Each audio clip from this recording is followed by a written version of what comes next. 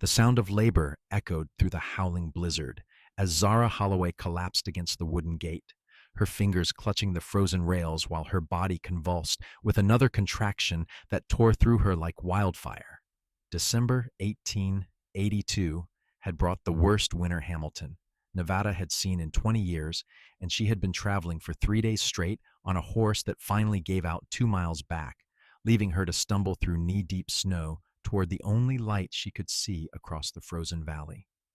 Her husband was dead, killed in a mining accident 6 months ago in Virginia City, and she had no family left except the child fighting to enter this unforgiving world at this very moment. Inside the ranch house, Ethan Irving poured himself another cup of coffee and stared at the fire crackling in the stone hearth, wondering if this storm would ever break.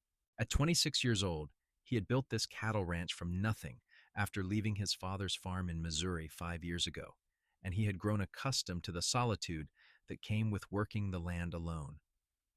Most nights, the silence suited him just fine, but tonight something felt different, an uneasiness that made him pace the wooden floors and check the windows every few minutes. When he heard the faint cry cutting through the wind, he thought at first it was a coyote or perhaps his imagination playing tricks, but then it came again, weaker this time, unmistakably human. Ethan grabbed his coat and rifle from the wall, pulling the heavy door open against the wind that immediately blasted snow into his face and stung his eyes. The cold hit him like a physical blow, but he pushed forward into the white darkness, following the sound of that desperate voice calling out. His boots crunched through the fresh powder as he made his way down the path toward the front gate, and that was when he saw her, a woman in a tattered dress and thin shawl. Her dark hair matted with ice collapsed against the wooden rails, with her legs spread and her face contorted in agony. "Jesus Christ," he breathed, dropping the rifle and running the last few yards. "Madam, can you hear me?" Zara's eyes rolled toward him, glassy with pain and exhaustion. "The baby!" she gasped, her voice barely audible over the storm. "The baby is coming now." Ethan looked down and saw that she was right. The child was already crowning, visible even through the layers of frozen fabric bunched around her thighs. There was no time to move her inside, no time to do anything except act. He fell to his knees in the snow, his hands already going numb as he reached forward to support the emerging infant. Zara screamed, a sound that cut through the night like a blade, and pushed with every remaining ounce of strength she possessed. The baby slid into Ethan's hands all at once, slippery and silent and terrifyingly still. For one horrifying moment, he thought they had lost it, but then he cleared the mucus from its tiny mouth and nose, and the infant let out a wail that was the most beautiful sound he had ever heard. A boy, small but fierce, with a shock of dark hair and lungs that worked perfectly despite his dramatic entrance into the world. "You have a son," Ethan said, his voice thick with emotion, as he quickly wrapped the baby in his coat to protect it from the cold. He handed the infant to Zara, who clutched her child against her chest with trembling arms, tears streaming down her frozen cheeks. "Thank you," she whispered, her teeth chattering violently. "Thank you." Ethan knew they would both die if he did not get them inside immediately. He scooped Zara into his arms, cradling both mother and child against his chest, and carried them back toward the house. She weighed almost nothing, her body dangerously light from weeks of travel and inadequate food. The wind fought him every step of the way, trying to tear them from his grasp, but he held firm and pushed through until they finally crossed the threshold, and he could kick the door shut behind them. The warmth of the house was almost painful after the brutal cold outside. Ethan laid Zara on the large sofa near the fireplace and quickly stoked the flames higher, adding more wood until the fire roared and filled the room with heat. He found clean blankets in the bedroom and towels in the kitchen, working with methodical efficiency, despite the fact that his hands were shaking and his heart was pounding so hard he thought it might burst from his chest. Zara had not let go of the baby, holding him with a fierce protectiveness even as she drifted in and out of consciousness. Ethan gently cleaned them both, Cutting the umbilical cord with a knife he sterilized in the fire's flame and wrapping the infant in soft wool blankets. The baby had stopped crying and was now making small mewling sounds, his tiny fists waving in the air. "What is his name?" Ethan asked softly, sitting on the edge of the sofa. Zara's eyes fluttered open. She looked at her son with an expression of pure love mixed with deep sorrow. "Thomas," she said quietly. "After his father, your husband?" She nodded, fresh tears spilling down her face. "He died in September. Cave in at the Consolidated Mine. They buried him before I even knew what happened." Ethan felt a sharp pang of sympathy. He had heard about that accident. 12 men killed, another 20 injured. It had been the talk of the territory for weeks. "I am sorry," he said, and meant it. "I had nowhere else to go," Zara continued, her voice barely above a whisper.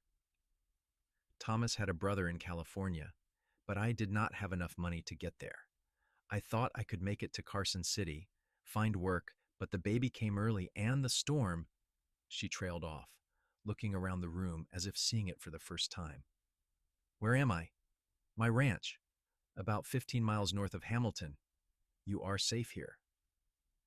Zara studied his face, taking in the strong jaw, covered with several days' worth of stubble, the kind brown eyes, the broad shoulders that had carried her through the blizzard. He could not have been much older than she was, perhaps 25 or 26, and he wore the rough clothing of a working rancher, denim pants and a flannel shirt rolled up to reveal muscular forearms. There was a gentleness in his expression that made her want to trust him, but she had learned the hard way that trust could be dangerous. "I will leave as soon as the storm passes," she said. "I do not want to be a burden." Ethan shook his head firmly. "You are not going anywhere for at least a week, maybe 2. That baby needs time to get strong and you need to recover. Besides, this storm is supposed to last another 3 days at least." "I cannot pay you." "I did not ask you to." They looked at each other for a long moment, something unspoken passing between them. Then little Thomas began to fuss, and Zara turned her attention to nursing him, while Ethan discreetly moved to the kitchen to prepare some food. He heated up a pot of beef stew that had been simmering earlier and sliced thick pieces of bread, bringing it all to Zara on a wooden tray. She ate like someone who had not seen a proper meal in days, which Ethan suspected was probably true. He sat in the chair across from her and watched the fire, giving her privacy while she fed herself and the baby. Outside, the wind continued to howl, rattling the windows and piling snow against the walls, but inside they were warm and safe, 3 souls brought together by chance and desperation. As the night wore on, Ethan made up the bed in his room for Zara and the baby while he prepared to sleep on the sofa. She protested weakly, but he would not hear of it, insisting that she needed the comfort and privacy more than he did. He helped her to the bedroom, supporting her weight as she shuffled slowly across the floor and waited until she was settled before closing the door and leaving her alone. Sleep did not come easily for Ethan that night. He lay on the sofa staring at the ceiling, replaying the events of the evening over and over in his mind. He kept seeing Zara's face as she collapsed at his gate, the way her eyes had locked onto his with such desperate hope. He kept feeling the weight of that newborn baby in his hands, that tiny life that had nearly been lost to the storm. Something had changed in him during those few intense minutes, something he could not quite name but that felt profound and permanent. In the bedroom, Zara held her son close and wept silently into the pillow. She thought about Thomas, her husband, the man she had loved and lost too soon. They had only been married 8 months when the accident took him, barely enough time to build a life together. He had been a good man, hardworking and kind, with dreams of striking it rich in the silver mines so they could buy a house and start a family properly. Instead, he had died in the dark beneath tons of rock, and she had been left alone with nothing but a growing belly and a future that looked impossibly bleak. Now she lay in a stranger's bed, her child nursing at her breast, and she did not know what to feel. Gratitude, certainly. Relief that they were both alive. but also fear about what came next, and a bone-deep exhaustion that went beyond the physical. She was only 22 years old, and already she felt ancient, worn down by grief and hardship. The storm raged for 4 days straight, trapping them all inside the ranch house with nothing to do but get to know each other. Ethan proved to be a patient and considerate host, giving Zara space when she needed it, but always available to help with whatever she required. He brought her meals in bed for the first 2 days, insisting she rest and recover her strength. He heated water for washing and found her some of his own clothes to wear, since her dress had been ruined beyond repair. On the third day, Zara felt strong enough to get out of bed and explore the house. It was larger than she expected, with 3 bedrooms, a spacious kitchen, and a living area dominated by that massive stone fireplace. The furniture was simple but well made, clearly crafted by someone who knew what they were doing. There were books on shelves, dozens of them, everything from agricultural manuals to novels by Dickens and Cooper. A guitar leaned in one corner, the wood polished smooth from years of use. "You play?" she asked, nodding toward the instrument.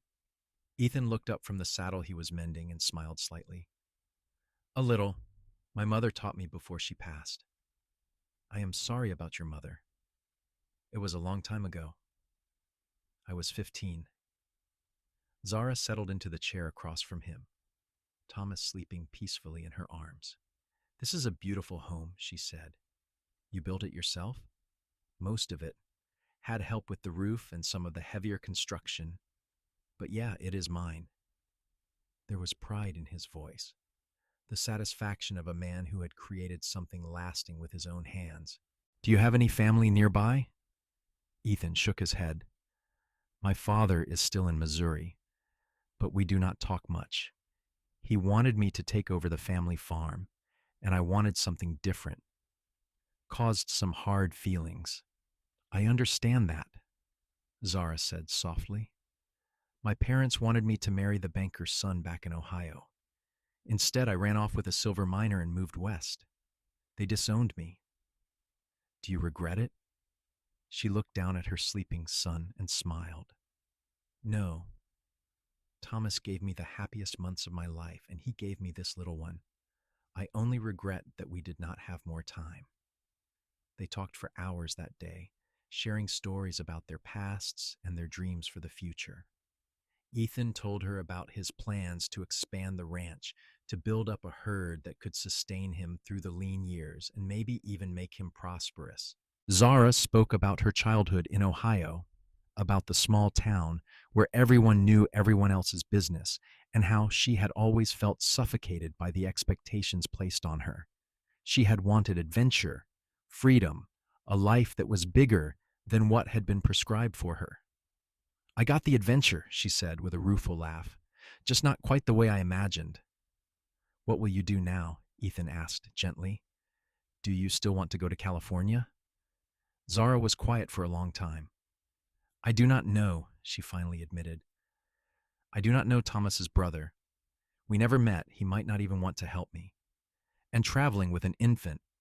She trailed off, the impossibility of the situation weighing heavily on her. "You could stay here," Ethan said, the words coming out before he had really thought them through. "For a while, I mean. Until you figure things out. I could use help around the ranch, and you need a place to recover." Zara met his eyes, searching for any hint of ulterior motive. But all she saw was honest concern and a genuine desire to help. "I could not impose like that. It would not be imposing, I mean it. This house is too big for one person anyway. And once the snow melts, there will be plenty of work to do. Cooking, mending, tending the garden. If you are willing to help with those things, you would more than earn your keep." She wanted to say yes immediately, to accept the lifeline he was offering without hesitation. But caution held her back. She barely knew this man. What if he turned out to be cruel or dangerous? What if he expected things from her that she was not willing to give? And yet, looking at his kind face and remembering how gently he had caught her son in the midst of that terrible storm, she found it hard to believe he meant her any harm. Let me think about it, she said finally. Ethan nodded, understanding. Take all the time you need. But that night, as Zara lay in bed listening to the wind finally begin to quiet outside, she knew what her answer would be. She had nowhere else to go, no other options that made any sense. More than that, though, she felt something here in this house that she had not expected to feel again after Thomas died. Safety, hope, the possibility of a future that was not defined entirely by loss and struggle. The next morning, she told Ethan she would stay, at least through the winter. His face lit up with a smile that transformed his whole appearance, making him look younger and more carefree. You will not regret this, he promised. I will make sure you and Thomas have everything you need. And he kept that promise. As the weeks passed and winter held Nevada in its icy grip, Ethan proved himself to be a man of remarkable character. He treated Zara with unfailing respect, never once making her feel uncomfortable or pressured. He doted on little Thomas, carving the baby a beautiful wooden rattle and taking his turn walking the floor at night when the infant was fussy. He taught Zara how to manage the wood stove so she could keep the house warm during the day while he was out tending to the animals, and he praised her cooking even though she freely admitted she was not very skilled at it. Slowly, carefully, they built a routine together. Ethan would rise before dawn to feed the horses and cattle, checking on them despite the brutal cold to make sure none had gotten sick or injured. Zara would prepare breakfast, simple meals of eggs and bacon and coffee that tasted like heaven after months of near starvation. They would eat together at the wooden table, talking quietly while Thomas dozed in a cradle Ethan had found in the attic, left over from when the previous owner had lived in the house. After breakfast, Ethan would head back out to work on whatever needed doing, whether it was repairing fences, chopping wood, or checking the cattle again. Zara would clean the house, do laundry when the weather permitted, and practice her cooking by attempting increasingly ambitious recipes from a worn cookbook she found on the shelf. She was not naturally domestic, but she was determined to contribute, to prove that she was not just a charity case, but a valuable partner in maintaining the household. In the evenings, after supper was cleared away, they would sit by the fire and talk. Sometimes Ethan would pick up his guitar and play, his fingers moving expertly over the strings to produce melodies that were both haunting and beautiful. Zara had a good singing voice, and gradually she began to join in when he played songs she knew. Those moments felt almost sacred, the music filling the house and pushing back the darkness outside. By the middle of January, the worst of the winter weather had passed, though snow still covered the ground and the temperatures remained frigid. Ethan had to ride into Hamilton to pick up supplies, a journey that would take him most of the day. He was reluctant to leave Zara and Thomas alone, but she assured him they would be fine. I can handle a rifle if I need to, she said, nodding toward the weapon mounted on the wall. Thomas taught me. I do not doubt it, Ethan replied with a smile, but I still do not like leaving you. The words hung in the air between them, heavier than he had intended. Zara felt her cheeks flush and looked away, busying herself with straightening Thomas's blanket. Something had been building between them over the past weeks, an attraction neither of them had acknowledged aloud, but that was becoming harder to ignore. She caught herself watching Ethan when he worked, admiring the strength in his arms and the way his eyes crinkled when he smiled. And she had noticed the way he looked at her sometimes, with an intensity that made her heart beat faster. But she was still a widow, her husband dead less than 4 months. It felt wrong to think about another man, to feel anything that resembled desire or affection. She owed Thomas her loyalty, did not she? Even though he was gone and she was alone, and this man had saved her life and shown her nothing but kindness. Ethan left shortly after sunrise, riding his big roan gelding down the snow-packed road toward town. Zara watched from the window until he disappeared from view, then turned her attention to the tasks that needed doing. She had promised to bake bread today, something she had never successfully accomplished, and she was determined to get it right this time. The morning passed quietly. Thomas was unusually content, sleeping for long stretches and nursing eagerly when he woke. Zara worked the dough with increasing confidence, following the cookbook's instructions carefully and trying not to think about how empty the house felt without Ethan's presence. She had grown so accustomed to having him around, to the sound of his boots on the wooden floors and his low voice calling out greetings, that his absence felt like a physical loss. She was just putting the loaves in the oven when she heard horses outside. Her first thought was that Ethan had returned early, but then she realized there were multiple riders, and they were approaching fast. Zara's pulse quickened. She grabbed the rifle from the wall, checked that it was loaded, and moved to the window to peer out. 3 men on horseback were riding up to the house, rough-looking characters in heavy coats and wide-brimmed hats. Even from a distance, she could tell they were not friendly visitors. They reined in their horses near the front porch and dismounted, talking among themselves in low voices. Zara's hands tightened on the rifle. She considered not answering when they knocked, pretending no one was home, but they had surely seen the smoke from the chimney and would know someone was inside. Her mind raced through possibilities, each one worse than the last. The knock came, hard and aggressive. "Open up," a gravelly voice called. "We know someone is in there." Zara took a deep breath, settled Thomas in his cradle where he would be safest, and positioned herself behind the door with the rifle raised. "State your business," she called out, trying to keep her voice steady. "We are looking for Ethan Irving. Need to talk to him about some missing cattle." That gave Zara pause. Could they be legitimate ranchers? But something about their tone and the way they had ridden up so aggressively made her doubt it. "Mr. Irving is not here," she said.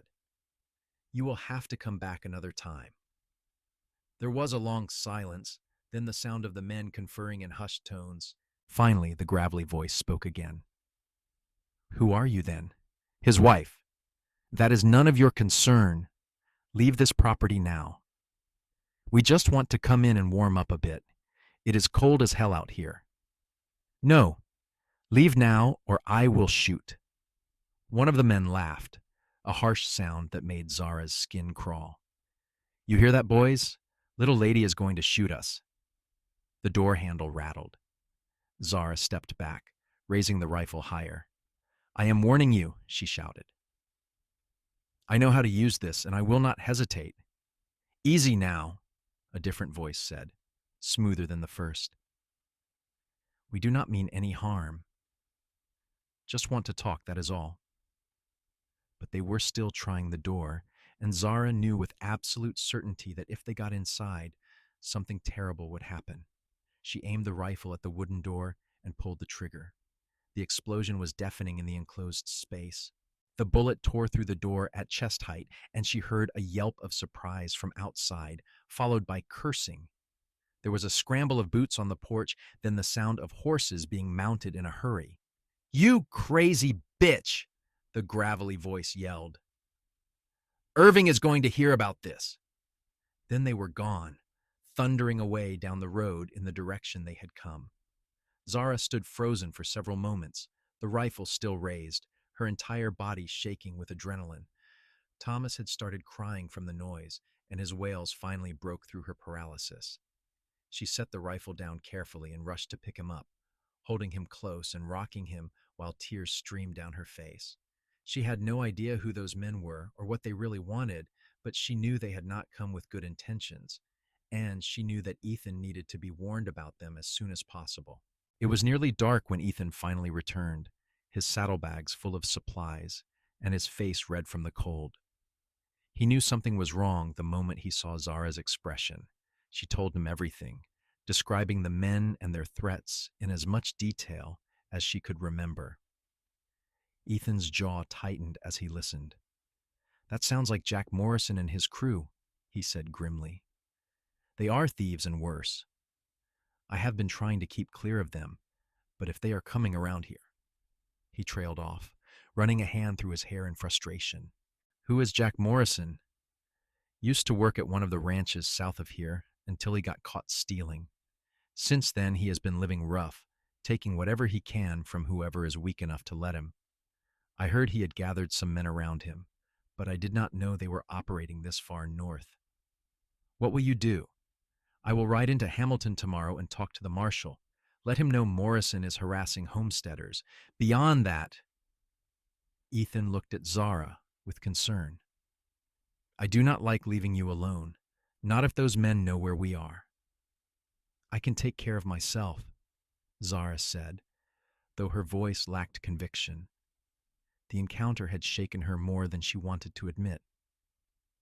I know you can. You proved that today. But still, I would feel better if I were here. They spent an uneasy night, both of them jumping at every sound outside. Ethan dragged his bedroll into the living area where he could watch the door, and he kept his rifle loaded and within easy reach. But the night passed without incident, and by morning they were both exhausted and irritable from lack of sleep. True to his word, Ethan rode into Hamilton after breakfast and spent several hours with the marshal, explaining the situation and asking for help. The marshal promised to keep an eye out for Morrison and his gang, but he was frank about the limitations of his authority. Hamilton was a small town with minimal law enforcement, and the territory was vast. If Morrison wanted to hide in the hills and only come out to raid isolated ranches, there was not much anyone could do to stop him. Best thing you can do is stay alert and keep your weapons handy, the marshal advised. And maybe consider joining up with some of the other ranchers in the area. There is safety in numbers. Ethan took that advice to heart. Over the next few weeks, he made it a point to visit the neighboring spreads, introducing himself to men he had previously kept at a distance and building relationships that might prove valuable if trouble came calling. Most of the other ranchers were happy to form an informal alliance, agreeing to watch out for each other and respond if anyone sent up a distress signal. But even as he worked to secure their safety, Ethan could not shake the worry that gnawed at him every time he left the house. It was not just concern for his property or his livestock. It was fear for Zara and Thomas, fear that something might happen to them while he was away. He had come to care for them more deeply than he wanted to admit, even to himself. Zara felt the same growing attachment, though she fought against it with every fiber of her being. She told herself it was just gratitude, just the natural affection that came from living in close quarters with someone kind. But she knew it was more than that. She found herself thinking about Ethan constantly, wondering what he was doing when he was outside, listening for the sound of his return. She noticed everything about him, the way he hummed while he worked, the careful gentleness with which he handled Thomas, the rare full smile that transformed his serious face into something almost beautiful. It felt like a betrayal of Thomas, her husband, the man who should have been here raising their son. And yet she could not deny what she felt, could not pretend that her heart remained locked away in grief when it was clearly opening up to this cowboy who had caught her baby in a snowstorm and given them both a second chance at life. The tension between them grew through February and into March as the snow began to melt and the first signs of spring appeared on the land. They were unfailingly polite to each other, but there was an awareness now, a charged atmosphere that made every casual touch feel significant and every shared glance heavy with meaning. One evening in late March, after Thomas had been put to bed and they were sitting by the fire as usual, Ethan finally broke the silence that had been building between them.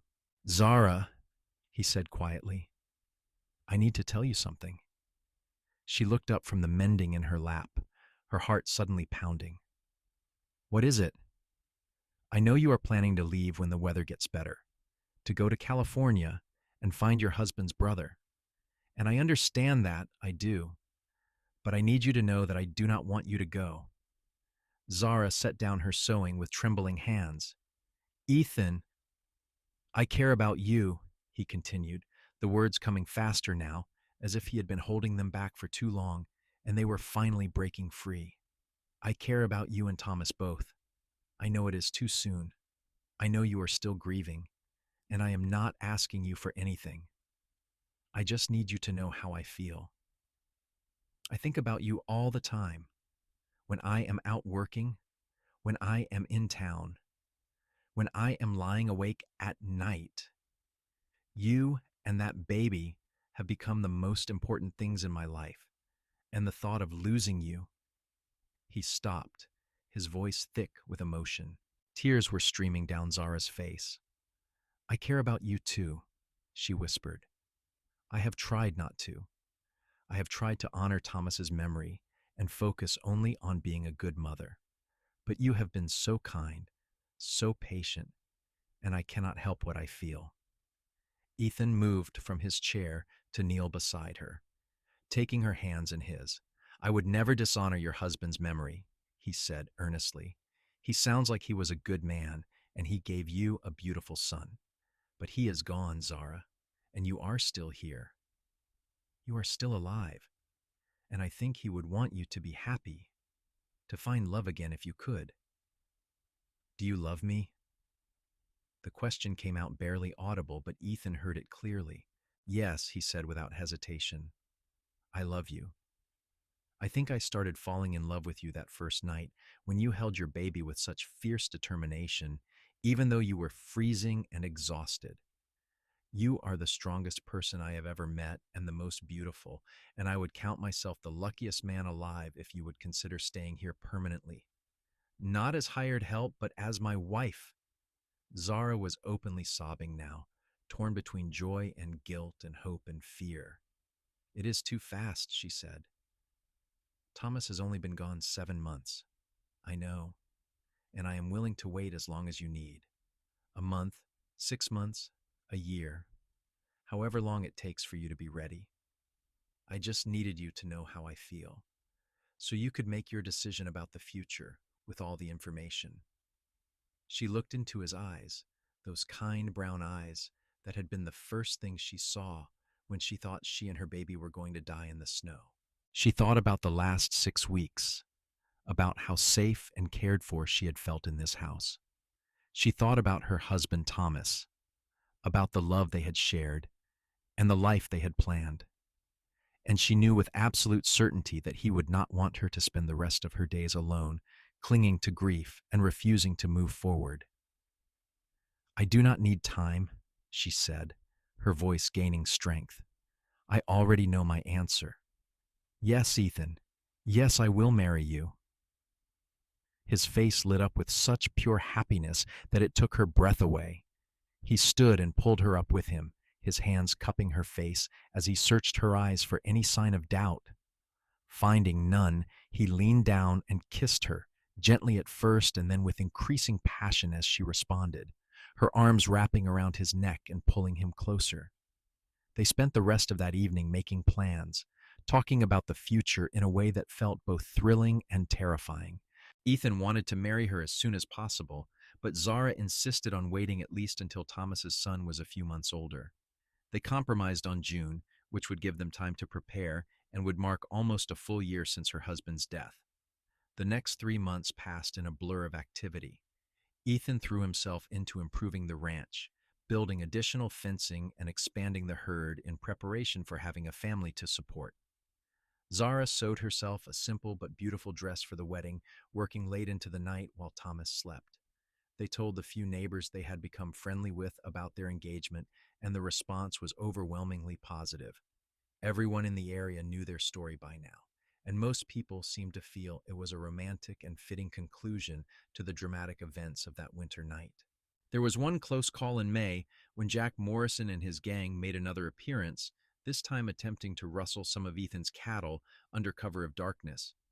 But Ethan and 2 neighboring ranchers had been keeping watch, expecting something like this, and they drove the thieves off with a volley of gunfire that wounded one of Morrison's men and sent the rest fleeing into the night.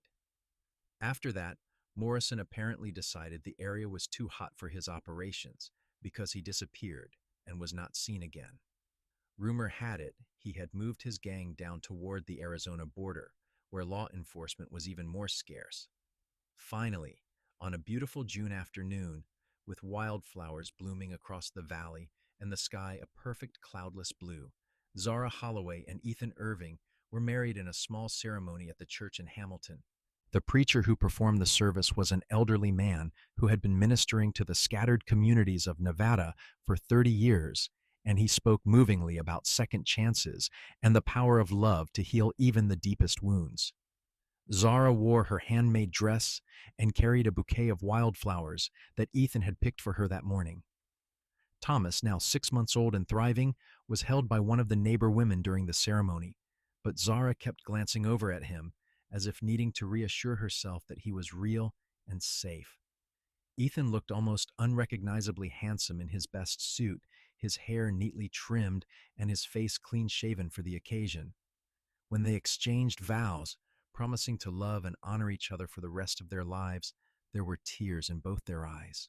And when the preacher pronounced them husband and wife, and Ethan kissed his bride, there was a collective sigh of satisfaction from the small gathering of friends and neighbors who had come to witness their union. The celebration afterward was simple but joyful, with food and music and dancing that lasted until well after dark.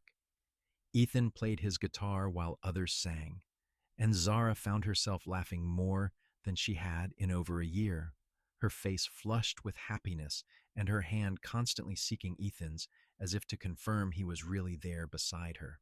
When they finally returned to the ranch that night, Ethan carried Zara over the threshold in the traditional way, both of them giggling like teenagers. They put Thomas to bed together, standing over the cradle and watching him sleep with expressions of profound tenderness. "He's going to have a good life," Ethan said softly. "I promise you that. I will raise him as my own son, and he will never want for anything I can provide." "I know," Zara replied, leaning her head against his shoulder. "You are already a wonderful father to him." They made love that night with a combination of passion and reverence, learning each other's bodies and finding joy in the physical expression of the love they had declared. Afterward, lying tangled together in the darkness with Zara's head on Ethan's chest, they talked about their hopes and dreams for the years ahead. "I want more children," Ethan admitted. "Brothers and sisters for Thomas. I want this house to be full of life and noise and chaos."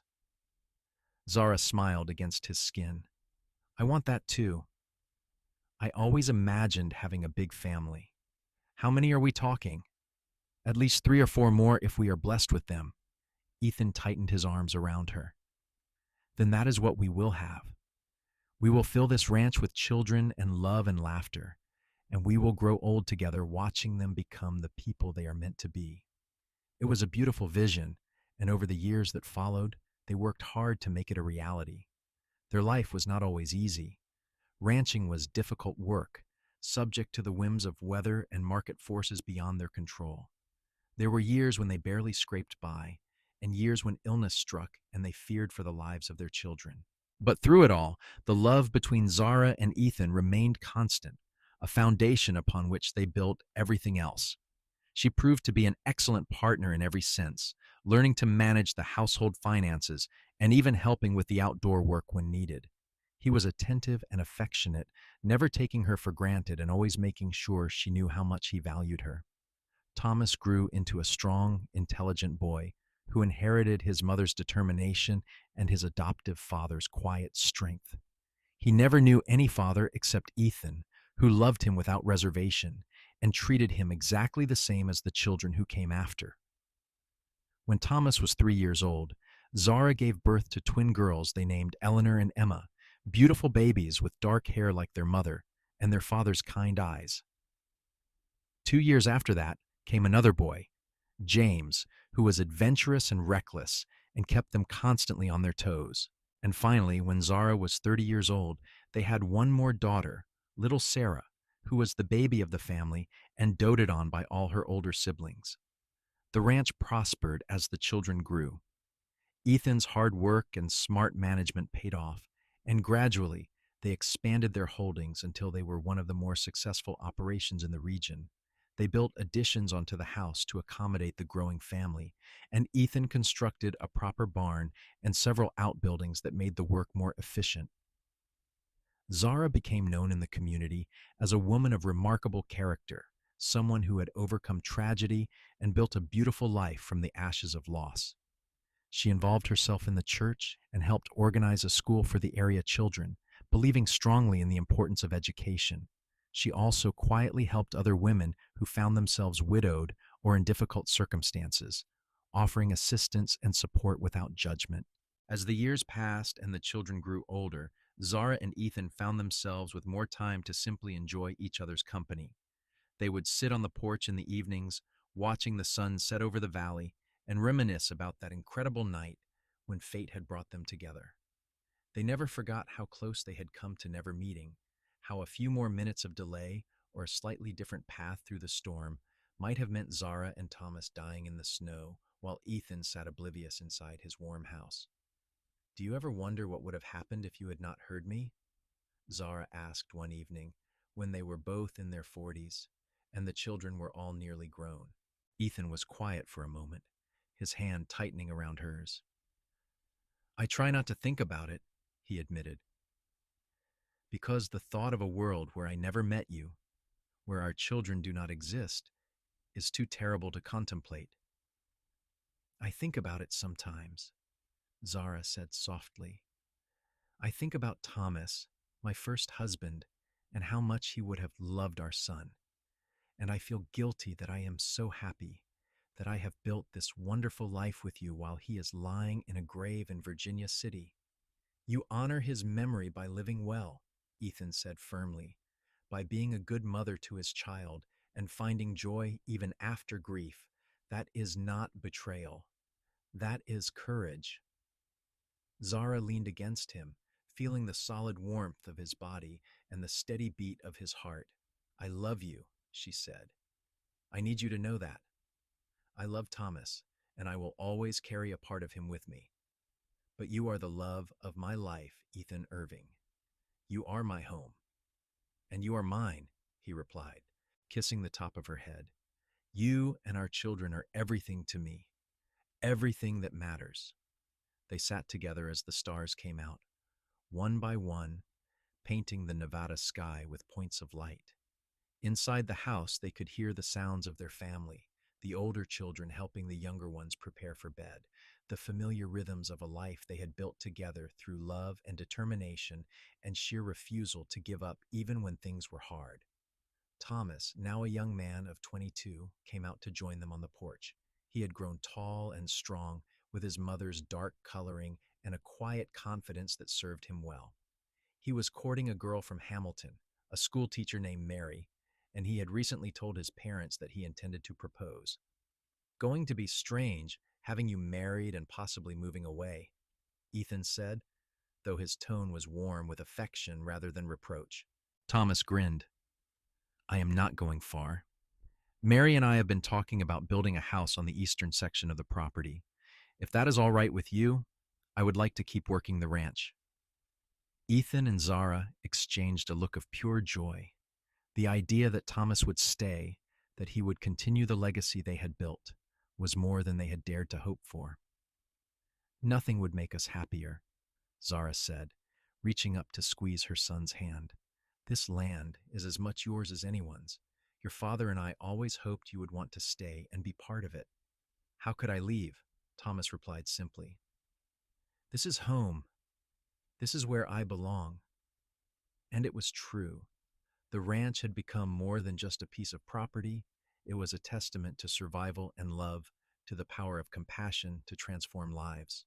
It was the place where a desperate woman had given birth in a blizzard, where a lonely cowboy had caught a baby and found his purpose, where a family had grown and flourished against all odds. In the years that followed, the ranch continued to thrive across generations. Thomas married his Mary and built a fine house on the eastern section, and they had 4 children of their own who grew up working the land alongside their cousins. The twins, Eleanor and Emma, both married local men and stayed in the area, their families intertwined with the community in ways that brought Zara and Ethan great satisfaction. James, ever the adventurer, left for a few years to explore the wider world, but eventually returned, admitting that nothing he found elsewhere compared to the life he could have at home. And little Sarah, the baby, surprised everyone by becoming a veterinarian, one of the first women in Nevada to do so, and she used her skills to help not just her family's animals, but those of every rancher in the region.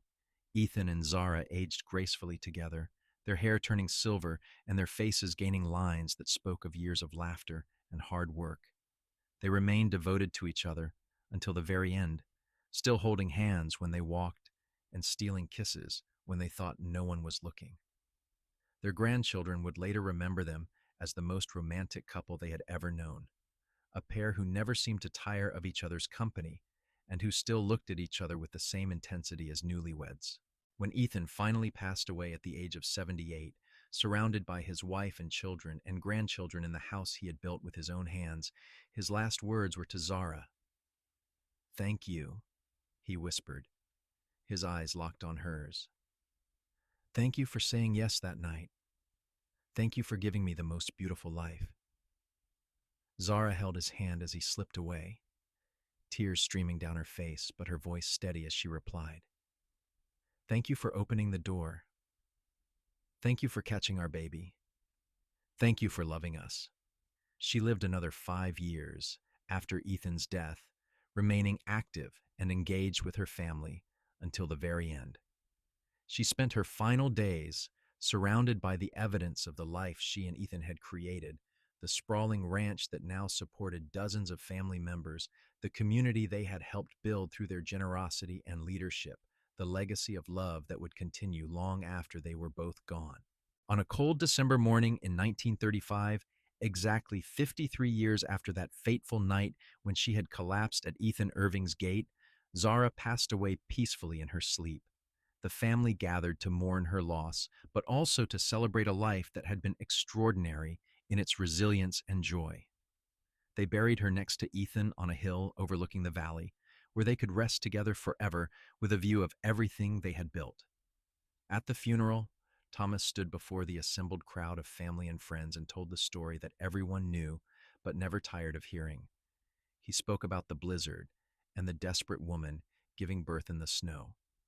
He spoke about the cowboy who heard her cries and ran out into the storm without hesitation. He spoke about how that moment of compassion had transformed multiple lives and created ripples that were still spreading outward through time. "My mother used to say that she and my father were saved by grace that night," Thomas said, his voice thick with emotion, "that it was divine intervention that brought them together. And maybe she was right, but I think it was also something simpler and more profound. It was one human being choosing to help another in their moment of greatest need. It was love given freely without expectation of return. And from that single act of kindness grew everything you see here today. Every person in this gathering, every acre of this ranch, every animal grazing in these fields. All of it traces back to that night when a stranger opened his door and caught a baby." He paused, looking around at the sea of faces, his own children and grandchildren, his siblings and their families, the friends and neighbors who had become like extended family over the decades, all of them connected by the invisible threads that stretched back to that frozen December night in 1882. "My parents taught me many things," Thomas continued. "They taught me to work hard and be honest. They taught me to value family above all else. But most importantly, they taught me that love is the only thing that really matters in this life. Love that is patient and kind. Love that perseveres through hardship. Love that opens doors and catches babies and builds futures from nothing but hope and determination." He looked down at the two graves, side by side beneath the winter sun. "Rest well, mother and father. Your work here is done, and you did it beautifully. We will carry on what you started, and we will make sure your story is never forgotten. Thank you for showing us what true love looks like. Thank you for being the foundation upon which all of this was built." As the crowd dispersed and the family began the slow walk back to the house where a meal had been prepared, the younger grandchildren ran ahead, their laughter echoing across the valley. Life continued as it always did, but the legacy of Zara and Ethan remained, woven into the very fabric of the land and the people who called it home. Years later, when Thomas's own grandchildren asked about their great-grandparents, he would tell them the story with the same reverence and detail, making sure they understood the miraculous nature of that night. He would describe the howling wind and the blinding snow, the desperate woman clutching a wooden gate, the baby emerging into the cowboy's waiting hands. He would talk about the love that grew from that dramatic beginning, love that was tested and proven over decades of partnership and devotion.